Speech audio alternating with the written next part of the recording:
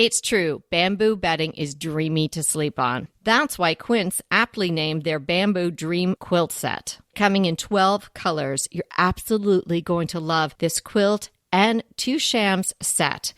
Starting at the softest of pinks and going all the way to a dark navy.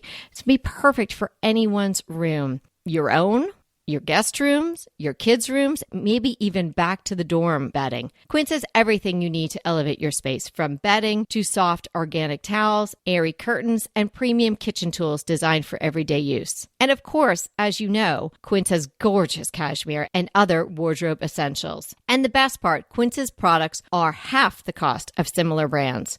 They partner with top artisans and cut out the cost of the middleman, passing the savings on to us. Thank you, Quince.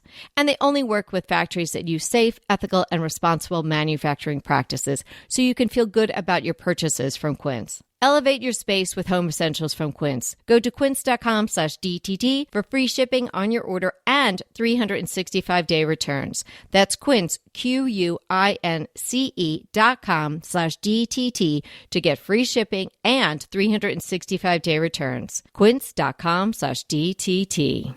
Is your home a living space or a storage space?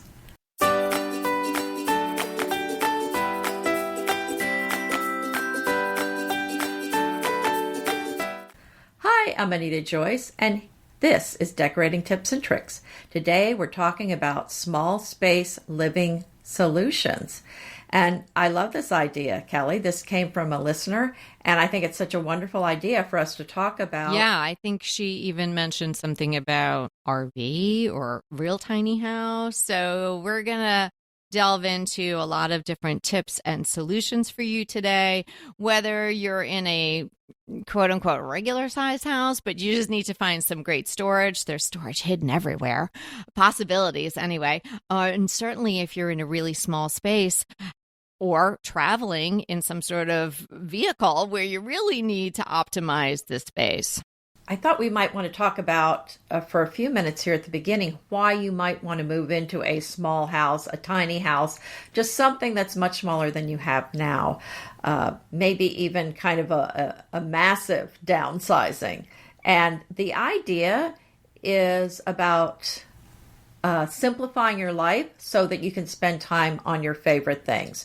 So if you downsize into, for example, a tiny home, you're going to save money on your purchase price, your utilities, your property tax, maintenance cost. It's going to be faster to clean, easier to maintain. So there's a lot of pluses, and it's going to free up your time. You're not going to be spending all this time taking care of your house. It'll free up your time and finances to travel or focus on other things that you might want to focus on. So it's really about a lifestyle choice, even if you just go to a smaller home. But there are downsides, and one of the downsides is obviously you have a lot less space to work with. You can't really have overnight guests for the most part, and you'll probably have to get rid of some stuff. And how are you going to store all your stuff? Though there's a lot to think through, and it's not right for everyone.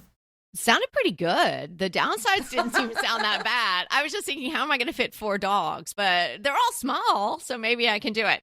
But yeah, I think that this is something that a lot of people are considering. I found some Instagram accounts that are on point for today that I'll share at the end of the episode. And you might want to take a look. These people definitely made an extreme life choice, one in particular. And the other one is decorating a very small Upper West Side Manhattan apartment in incredible style. So stay tuned and listen for those. But yeah, let's dig in. So we've talked a little bit about why you might want to downsize to a very small home. And if you're going to do that, I think you know what's coming. You know what we're going to say next. You better declutter. You better declutter a lot. You're going to have to get rid of a lot of stuff. Obviously, there are a lot of creative things you can do to store what you do keep, but there's going to have to be a lot of tough decisions made. And I'm not sure it's a right decision for us because we just have too much stuff. But yeah, I do spend time thinking about if I had to get rid of one of my baby sets of dishes, which ones could I get rid of? Well, yeah, that's really coming down to it. That's live or die. How many sets of dishes? We know that you don't buy full sets, and that really was a big step for you anyway. But yeah, you're going to have to, I would say, beyond declutter, like purge, a serious purging. So if you're up for that, I mean, it could be very freeing to do that sort of thing. Or maybe you don't have a lot of stuff to start out with. Maybe you're more of a minimalist and this would be easier. So definitely purge was one of the first things I had on my list of things to discuss today. You're going to have to get really creative, and we're going to help you do that today. And you're going to just have to think of spaces differently rather than just say, oh, there's a flat wall. Well, how can I transform that flat wall into some usable space?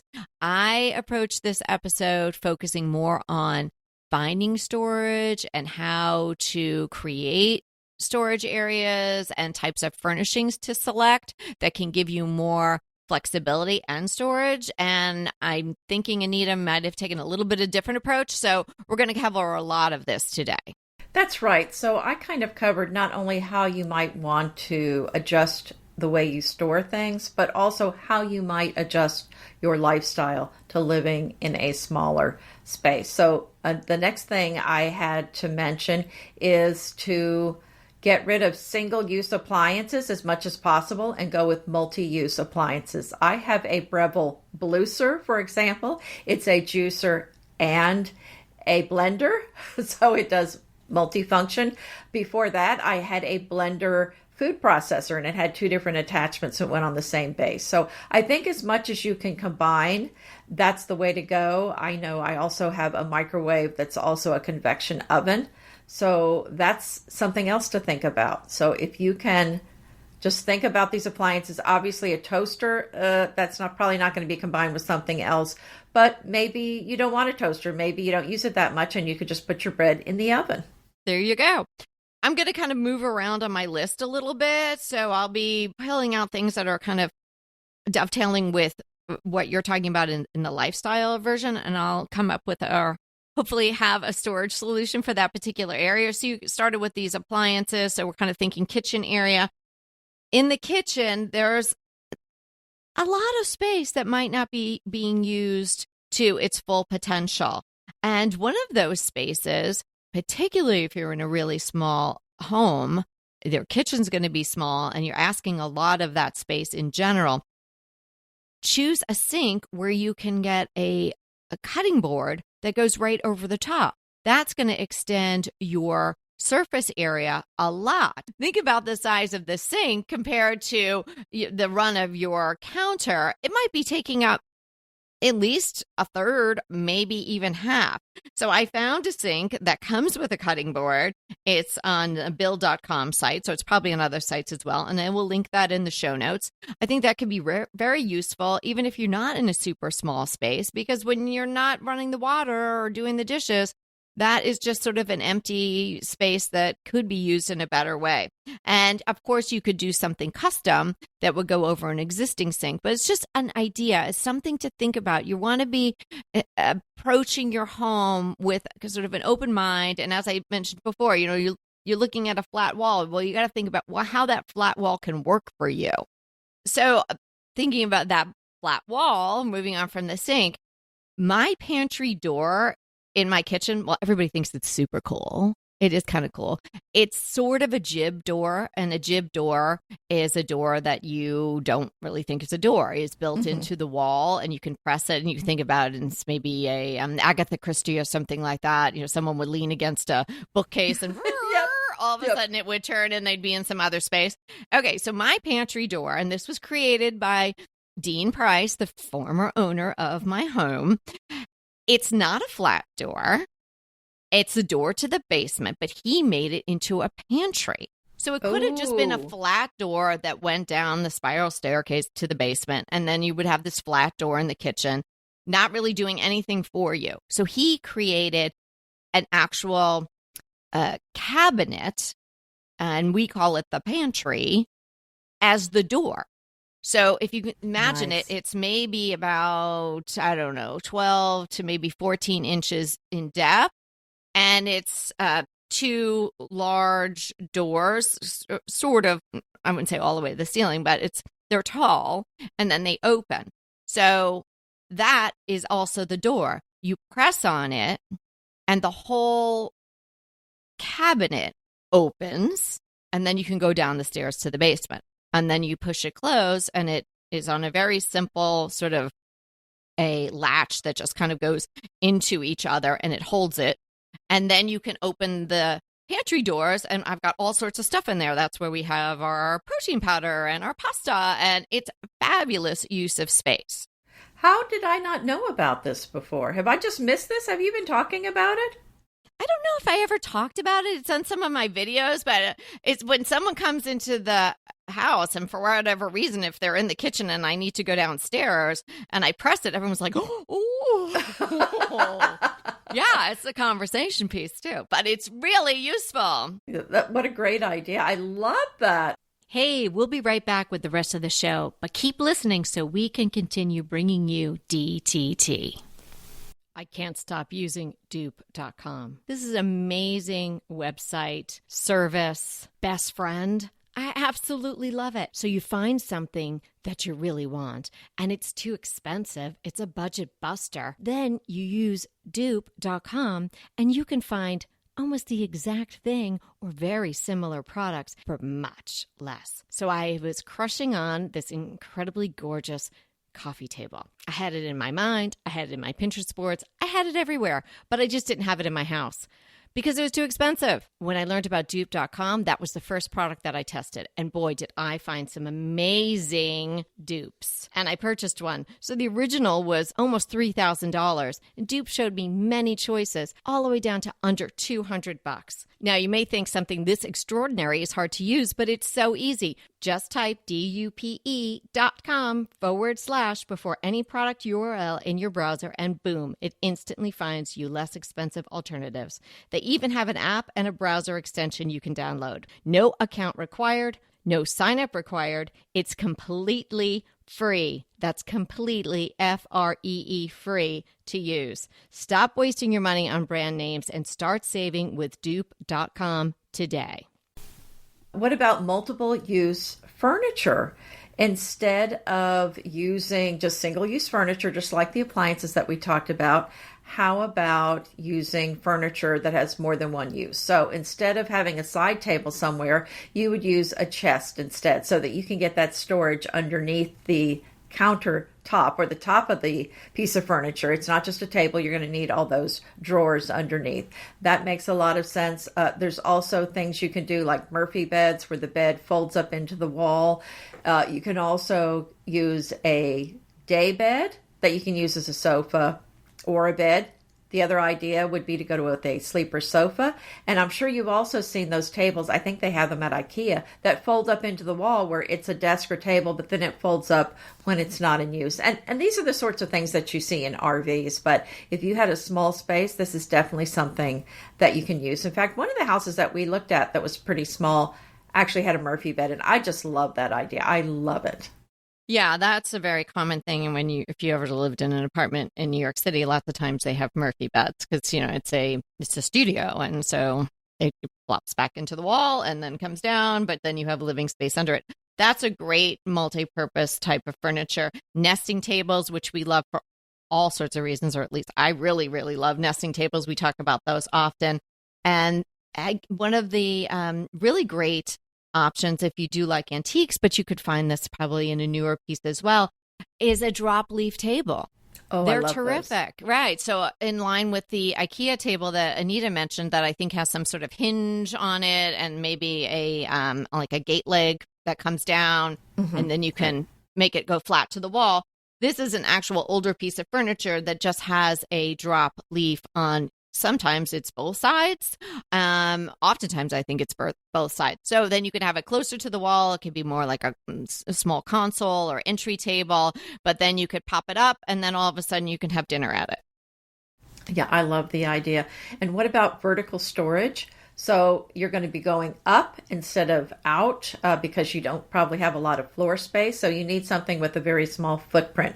So now we're talking about something that either has a small footprint or no footprint. So a no footprint, we're talking about wall shelves or pegs. And we have some pegs near the doors where we hang coats, or in the summer, swimsuits. And that takes the place of having a closet.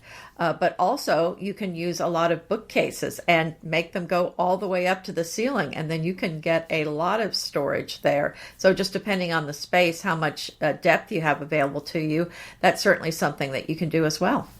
Yeah, going vertical is key. That's for anyone. I don't care how big your house is. The odd thing is, and the common thing is, that people fill the space that they have with all this stuff, right? So even if you have a big house, you still might be challenged for storage. So look up. Vertical space is so often neglected, not used, not put to its best use at all.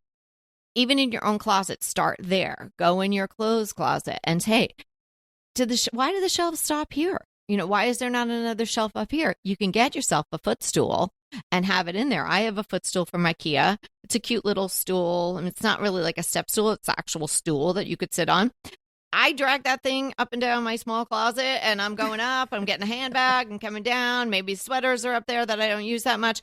It's good to have some clear bins or some obvious indication of what's up there, because if you are not, it's not part of what you're seeing all the time, you might not use it that often. So clearly mark it, or have it something that is actually a clear container so you can see what's in there. But I think that's a great way to get more storage. And that can be in any space. I say start in your own closet because it's pretty simple. And most people's closets are going to be unlike Anita's old closet. I'm sorry to bring it up. I know. Thanks for reminding me of what I don't have anymore.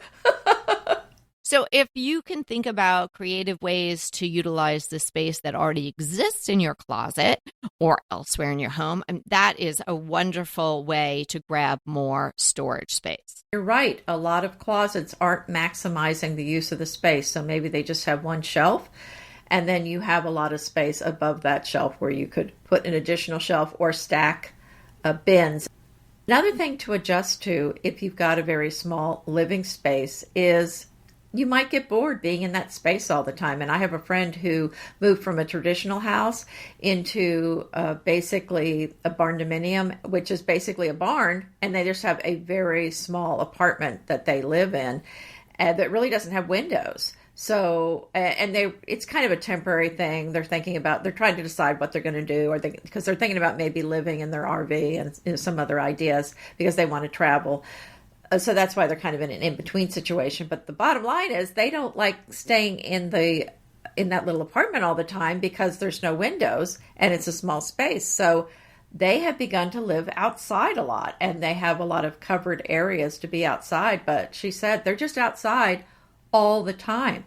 So if you have a small home, that's something to think about, is really make use of those outdoor spaces. And if you don't have a covered porch, think about maybe some umbrellas that you can put out there, or something so that you can have some shade, and get some nice outdoor furniture so that you'll actually want to sit out there. Because that's another problem, is maybe you have some inexpensive furniture outdoors that's really not very comfortable to sit in. So get something that's comfortable so that you will actually go out there and enjoy it.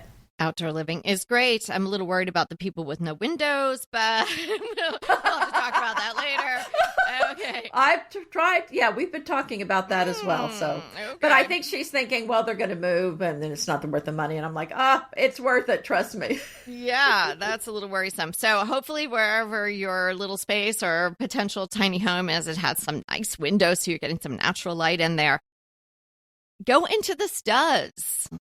Everybody's got a stud around. You've got studs, no matter how tiny your house is. So when you're creating your small space, that's the best time to do it. But if you have an existing space, you can go into the studs. These are not holding up your house. There will be certain beams that you don't want to mess with. Of course, that's actually holding up the house no matter what size it is. But into the studs. So I mean in between those vertical planks that are right under usually the drywall, or if you have some other kind of surface in your home.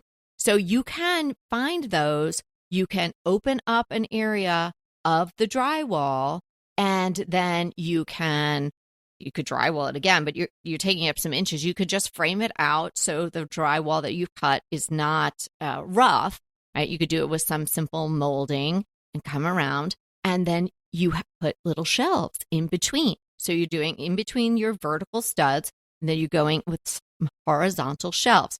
We did this in our prior home, and at that time, the girls were still with sippy cups and all of that, and you had a lot of those, and mugs and things like that.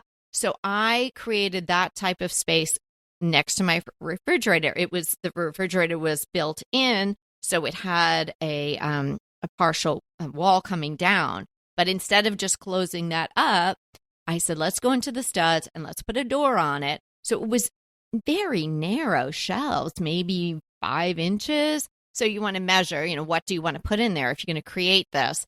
You can't get a lot of depth, but you can just get the depth of the stud. And that's another reason why you don't want to line it with sheetrock, because you're eating up your inches. So that's a great way to find more storage. Now, I used it in a kitchen, but you could actually do this anywhere. You've got these vertical planks all over your house. It's just finding a spot that would make sense. And rather than just having it flat wall, you're creating a very shallow cabinet. This is such a great idea. And I'm going to back up a little bit from that, because you were saying like sippy cups, that sort of thing.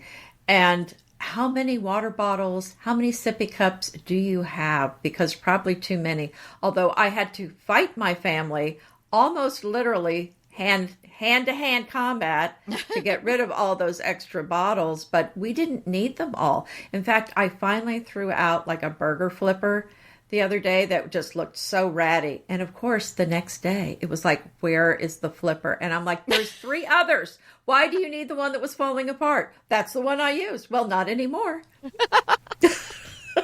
Someone else is using that now. And no, it's in the trash can. Hopefully it's been compacted. So nobody wants that thing.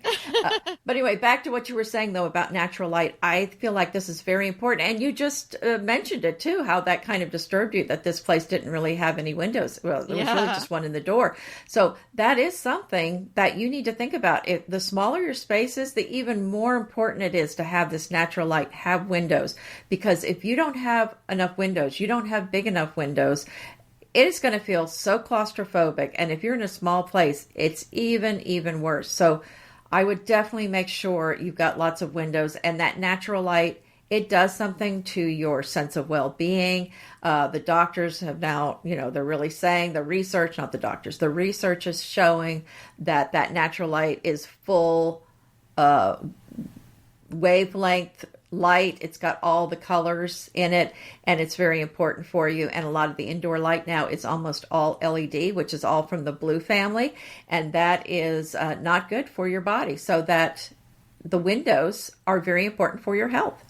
Couldn't agree more. Behind the door storage. I'm not a big fan of those sort of floppy looking shoe organizers, but sometimes you can get them in there in a pretty pattern, or they're just really useful and you're not really seeing them. So that's an option. They're soft. They're usually made of some sort of fabric. I guess they could be plastic too. And you could fold them up if you weren't using them, but they come with those hooks and they go over the door. Not the best looking thing, but hey, if you've got some extra shoes, or you got a lot of shoes and you don't want to purge your shoes, that's an option. And they're also a great use of the space, because usually behind the door, there's either nothing going on, or maybe you have a hook. So that's something to think about. What I've done in my closet, and I did this a long time ago. I think this is one of my crafty DIY early blogging posts, where I took a thread spool holder. You could see them at Joann's, probably Michael's, places like that. They're made of wood normally, and they just have rows of little dowels really sticking out where you would put the spool of thread, the hole in the thread, and you would stick it on there. I'm sure you're familiar. Yes, Anita. I am. Okay, so picture that. They usually come in a natural wood. I spray painted mine white, and I have used that for years as a jewelry holder.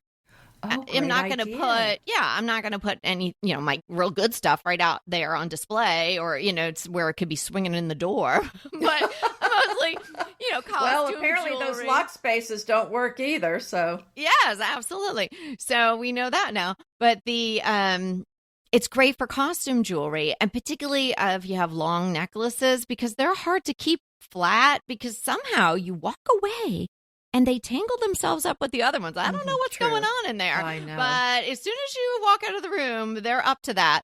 So this way they're just hanging, and even like fun, cocktail rings, things like that. You can put all that stuff, bracelets, they all work on there. So they come in various sizes. That's a really good idea. And you have really just 2 nail holes that you have to make into your door.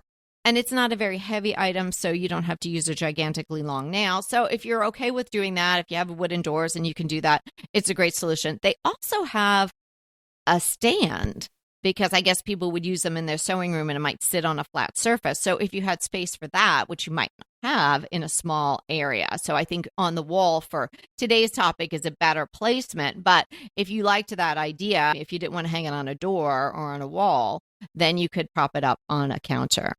Great idea.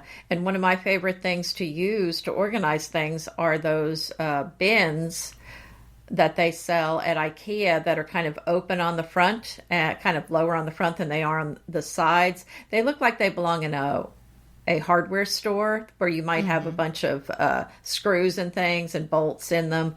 But I need the labels on those, because I have a closet full of those bins that has a lot of shelves, and then just a lot of little like picture hanging things. And so I tape measures, that sort of thing. But even as I'm saying this, I realize how ridiculous this sounds, because I think I have 5 tape measures. So how many tape measures do I really need? I probably should get rid of several. You have a lot of repeat items. You cannot do tiny home. I just want to tell you that, as your friend, I'm going to say. Well, I could if it was like a really big kitchen. If the whole thing was kind of like a kitchen, I'd be okay. I could if I lived there alone and it was a really big kitchen. I'm sorry, friends, you can't stay here. Instead of a bed, I have a chest of drawers full of my dishes. I'm sorry. Exactly. So speaking of furniture, built-in window seats or built-in sofa beds sort of things, you can have drawers underneath. Now, this is probably a custom situation or a semi-custom situation, but that's a great way to grab some space. So with a window seat, let's focus on that for a minute. I'm presuming you got some windows, and I'm really hoping you've got some windows. So you've got some windows and that space underneath the window. Sometimes the window comes too far down for you to put a piece of furniture in front of it because you're blocking a lot of it. Sometimes it's just not an area where you would want necessarily to put a sofa or something like that. But lots of times you can tuck in a small window seat. Now, it could be a pre-made bench that has storage under it. That's an easy solution. You just slide it under there. Then you could sit there. You could grab your laptop. You could put a small little table in front of you, and now you've got either a workstation or a place to eat, and then maybe slide that little table off to the side when it's not in use that way. But underneath that seat, you can really optimize the storage. I just did this with a client. So picture her bedroom.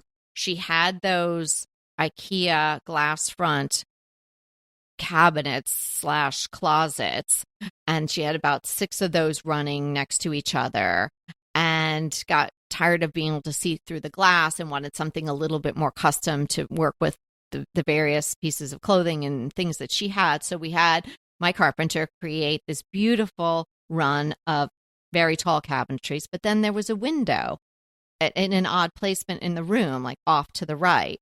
And so what are we going to do with that window? What's going to happen under there? And I said, well, how about a window seat? So we did an L-shaped window seat. And as we were thinking, I said, we're going to have some storage possibilities under here. Let's not do legs. Let's do cabinetry fronts. And she said, you know what? The thing that we struggle with the most is these rolling suitcases, the ones that you can put overhead in the plane. Her husband travels a lot for business, and they're stuffed in their closet because they don't really have room for them anywhere else. Could we design them to fit these? Well, yes, of course we can. So she specifically has this window seat storage for 4 rolling suitcases. Wow. Yeah, it's great. And then, of course, if you really wanted to get industrious about your storage, you could put things inside the suitcases and put them in there. And if you lived in a tiny space, I would use my suitcase as a storage area. No, that's a good point. We actually have 5 window seats upstairs that are built in. Well, right, but they're in the wall because they're dormer windows. So there's no way I can, it's the wall. So I can't really store underneath, but that's a great idea. I think you mentioned shelves before. Put your shelves to work. Again, this is an idea of looking around for storage. And so don't get distracted with looking at all your pretty stuff and making vignettes in your head. You're just going to walk around your house and look for storage. So say you've got an existing shelf by your back door and there's some stuff on top of it. Maybe it's just decor, and that's perfectly all right with us. Make it pretty. But maybe under that shelf, you could get those little hooks that have the little screw attached to them. You get them at a hardware store. We get like a pack of 10 for whatever, $3 or something like that. Maybe you can screw those into the bottom of your wooden shelf, and that's where you can hang your keys. That's where the dog leash can hang. Now, these are all small things when you're talking about adding to the bottom of a shelf and whatnot. It's not going to miraculously free up 100 square feet in your home, but all these little things make a difference and gives you a place to put the items. You don't want to be stuffing all these things in just a air quotes, junk drawer. And then every time you want your keys to what have you, or you're looking for the dog leash, or you've got to go through this drawer and look for it. It'll be very organized and very streamlined, and using a space that was before just not pulling its weight. Such a great idea. So appliances, you're going to want to think about smaller profiles. So those gigantic washer and dryers, so many people have them. They're huge. You can't have that in a tiny home. You'd have to sleep inside the dryer. So you want to think about European lines, condenser dryers, which, can be a little bit more maintenance, but they take up a lot less space. So you need to understand how they work. They are different than the American models. So like Miele and Bosch and a couple of other companies produce those. They can be stacked. They also have a profile of 24 inches by 24 inches, much smaller. So they can go under a counter. They could stack nicely with a much smaller profile. So think about that not only for the washer and dryer, but for any of your appliances. Maybe you would consider doing a under counter refrigerator or a very slim refrigerator. So again, you have to think back to what Anita said in the beginning. It's going to be a lifestyle change if you're not currently living in a small space and you're trying to make that work for you like her friends are. Another thing. Mm-hmm. I was going to say, I've been looking at some tiny homes on YouTube, and I have seen some that did have a full-size refrigerator and a full-size washer dryer, but I would say that's more the exception than the rule. And it seemed like it was kind of an upsized tiny house, which seemed like a contradiction, but apparently there it was. So not so tiny. Maybe it wasn't as tiny as the other tiny houses. I mean, there's a broad range of what they consider a tiny house. And I mean, some are so small, it's basically like living in a van, whereas others are much larger. Yeah, and it's, meeting you where you are. If you're thinking about doing something like this. Didn't we do an episode on downsizing to a small home? I think we have something like that. Well, we talked about tiny houses. I think it was more like, would you be willing to do this? Which the answer for both of us was no. We didn't think we were really game for that. When you described all the reasons why in the beginning, I was like, that sounds really good, but not right now in my life. But I could, I could see maybe doing that. I can see all the reasons why you'd want to, and it's probably very freeing. Well, it's on my schedule 10 years from now to downsize, but this was supposed to be a downsize, and it was nothing but a You're downsize. a downsize failure, and I'm a foster failure, and that's just what we are. So We've succeeded I'm saying in many other ways. It's on my schedule, but we'll see if it happens, because I can't guarantee it's going to happen, because this one, was an absolute failure. I think we end up with more space, but we're going to enjoy it for now and then assess later on. As I said, I don't think there's really any such thing in most cases as a forever home, because different homes suit you at different times. And if you have a house that suits you from being first kind of, a young adult till your entire life, then I'd say that's great, but that's unusual. Totally different topic, but I do think that's going to become more of the norm now. Just throwing that out there. Which is going to be more the norm. Staying in the same house? People buy a house and that's their forever house. Really? Okay. Well, this is a very interesting topic. Okay, put that on the list for a bonus. We won't go there, but I want to know why you think that. But we'll talk about that later. Okay, make it a bonus episode. We'll chat about it. Okay. My last thing to discuss today is opt for sconces rather than lamps. So rather than table lamps or floor lamps, which are going to take up a lot of real estate. Well, I love sconces, so I love that idea. Do we have a review for today, or are we going right into the We're going into DTT Defines because Anita forgot to do that. Okay. I've had a busy morning. Okay. Well, thank you for all the lovely reviews, and we will get back to that next time. That's right. It will be back on track next week. So DTT defines Bonheur-du-jour. In French, that means daytime delight. And I don't think we can talk about that. I knew you were going there. Is that like a nooner? What is that? Okay. You have such a dirty mind, Kelly. I don't even know what to say about that. This is a type of ladies' writing desk. I would not have guessed that. Okay. It was introduced in Paris around 1760 and quickly became very fashionable. So the Bonheur-du-jour it's a very delicate and graceful desk with a decorated back, and they decorated the back in case it wasn't facing a wall, because often it was facing, the entrance to the room. Yeah. Has a raised back, and it often forms a nest of drawers and open shelves. I know you've seen these. There's a lot of reproductions out there, but they're really beautiful. The early examples had slender cabriole legs, but after 1776, they tended to have straight tapered legs. But they're really these very delicate, like I said, ladies' writing desk, and it has kind of the built-in shelves at the back of the desk, kind of in a vertical use up. So does that sound familiar to you? Yeah, I can picture that. I, of course, did not know that name, but that's great. Okay, so now we know. Beautiful. Okay, so my crush for today is, I think, absolutely hilarious. And it was brought to my attention by one of our longtime listeners who loves the show, mind you. This spectacular listener is known as Laurel Brook Floral on Instagram. I'm guessing her name is Laurel, but you know what? We're just friends, and I don't even know if that's her name. But let me know, Laurel. You can DM me again. And anytime you DM me, you crack me up because you're sending me Colleen Landry comedy. She talks about who is obviously her husband, life partner, as her inferior designer. Oh, I've heard her. Is she the one that talks about like the socks that were laid out, but they don't give it away, lady.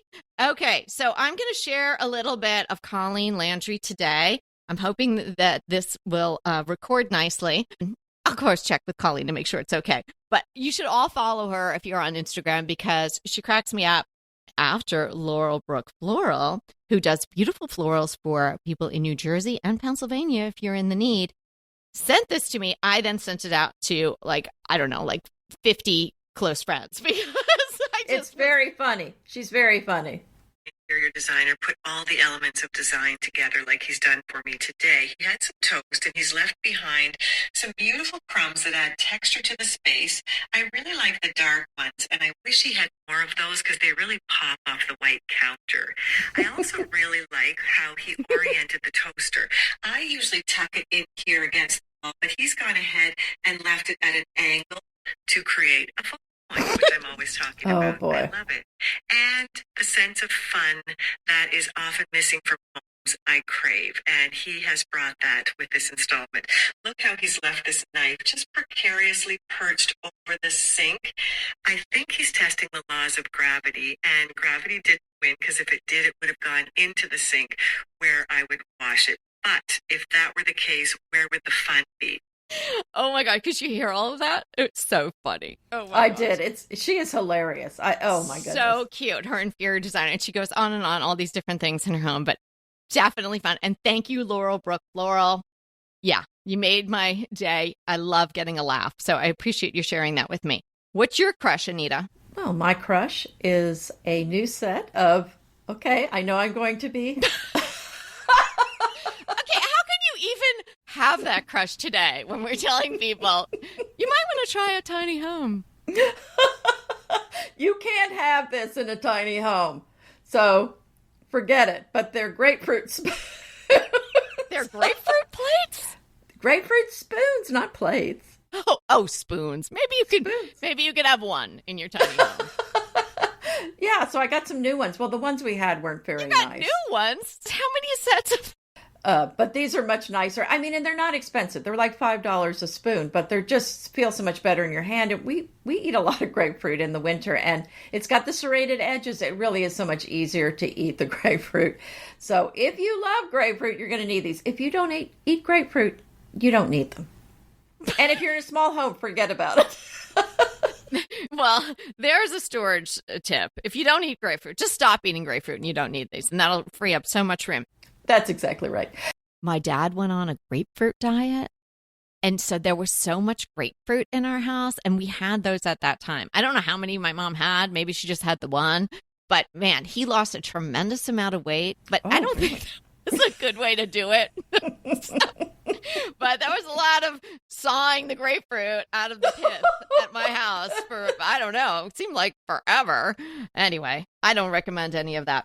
I did mention in the beginning that I had 2 IG accounts that I wanted to share, aside from Colleen Landry, hilarious woman. These are pertaining to our topic today. So one is Han Lives on Wheels. It'll be in the show notes. Don't worry about it. She's from Belgium. I can't pronounce her whole name. That's her handle on Instagram. Han Lives on Wheels. She's living in a very tiny house in Belgium, I believe, out in the woods. It looks fabulous. She's a darling 26-year-old. She's got 171,000 followers. A lot of people are like interested in what she's doing. The other one is absolutely gorgeous. My City Apartment. It's a British woman, Carly. It was on the Upper West Side. She has recently moved. I don't know if she moved to a bigger apartment. We're still just hanging on the edge there to figure out where she's moving to. But she's got a lot of content on there about her city apartment. And I think you would love it, Anita. She's got a little French flair going on. And what she can do in that tiny little apartment was amazing. And she's got over 400K followers. So a lot of people are loving what she's doing. You can check out both those accounts as well as Colleen Landry. It'll all be linked in the show notes. Okay, well, while you were doing that, I found a review to share. How about that? Wow. Okay, great. Okay, so this is our lovely friend, Maria Elena. Oh, yes. We hear from her and we just love her. She's such a delightful person. And I think she Maria Elena has been with us since day one. That's right. Favorite of all my podcasts, she says. I've been listening to Kelly and Anita since the beginning. I truly look forward to Wednesdays to listen to their newest episode, where I always find myself nodding along with what they're saying or even responding out loud to them, which we love. And I can almost hear it. Yeah. During COVID, they even had a little decorating club online, which I still miss. Oh. From their great tips to the virtual kinship you feel with these two women, you will not be disappointed, so tune in. Truly have LA in my heart. And she also had mentioned, happy birthday, ladies, and this is from January. So a forever fan, Maria Elena. Thank you so much. Oh, Maria Elena, we love you. And she is a great designer. Oh, yes. I mean, her home is lovely. Oftentimes she'll send us pictures of stuff that she's doing, and we love seeing that. So thanks so much for that review and for your loyalty to us and the show and your friendship. So much fun today. Definitely. And lots of tips. So tiny home, big tips, I think is what happened today. Thanks so much for hanging out with us. And remember, we are here to inspire you to create a beautiful home, no matter what size it is. Until next time. Want to talk to us? Well, we really want to talk to you. So let's schedule a design consult. Anita and I are here to give you individualized, actionable advice on how to create the beautiful home you want and deserve. It's so easy to schedule a design consult with us. Simply click the link in the show notes or head to decoratingtipsandtricks.com/consult. When we talk to you on the scheduled time, we will be ready with so many great tips, advice, and yes, tricks. So sign up today for a design consult. We can't wait to talk to you.